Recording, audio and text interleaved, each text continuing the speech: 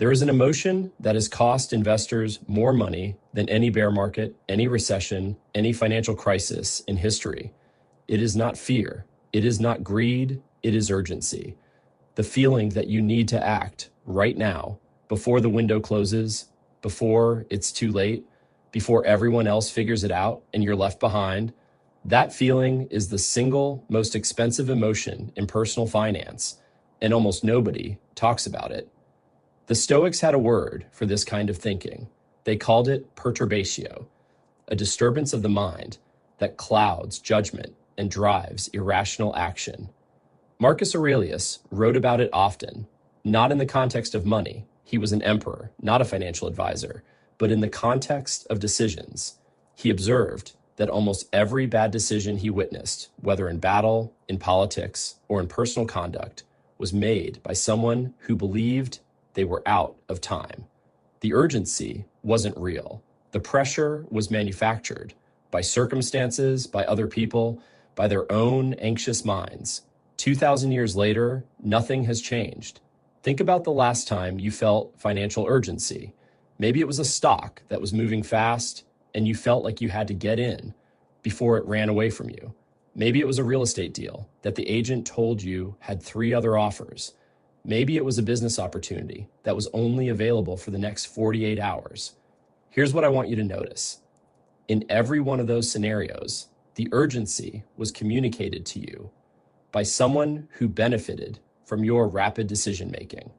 The broker who gets a commission, the agent who gets a closing, the promoter who needs your money before you have time to think clearly. Urgency is almost always manufactured, and we buy it every time because it triggers something ancient in our nervous system. The fear of missing out is one of the oldest human fears. It predates money by about 200,000 years. The market doesn't reward the fastest. It punishes the most reactive. There is a story, possibly apocryphal, but instructive, about a Roman general who received an urgent message during a battle. A messenger arrived breathless, insisting on an immediate response. The general read the message, set it down, poured himself a cup of water, drank it slowly, then read the message again. His officers were stunned. The messenger was waiting. The battlefield was moving. The general looked up and said, "Most things that feel urgent are not, and most things that are actually urgent don't require me to be frantic to address them." He then gave a calm, measured response, and the right one. That is Stoic decision-making. Not slow, not passive, not indifferent, deliberate. What does this look like in practice today? It looks like the investor who, in March of 2020, when the market dropped 30% in 30 days and every headline screamed catastrophe, did nothing. Not because they were paralyzed, because they had decided in advance that urgency would not be their operating system. Those investors, the ones who simply held, recovered everything within 6 months and participated fully in one of the strongest bull runs in market history. The investors who acted urgently, who sold to stop the bleeding, who moved to cash to feel safe, locked in losses they never recovered. Urgency felt like wisdom. Stillness looked like recklessness. It was exactly the opposite. Here is the practice I want to leave you with. The next time you feel financial urgency, real or manufactured, ask yourself one question before you act.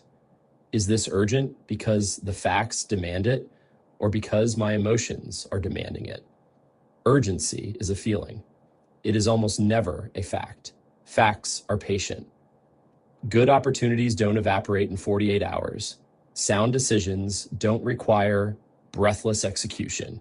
Anything that needs your money before you've had time to think clearly about it probably doesn't deserve your money at all.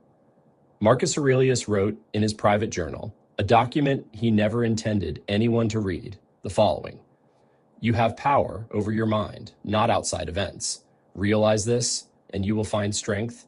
He wasn't writing about markets, but he could have been. The calmer you are, the better you decide.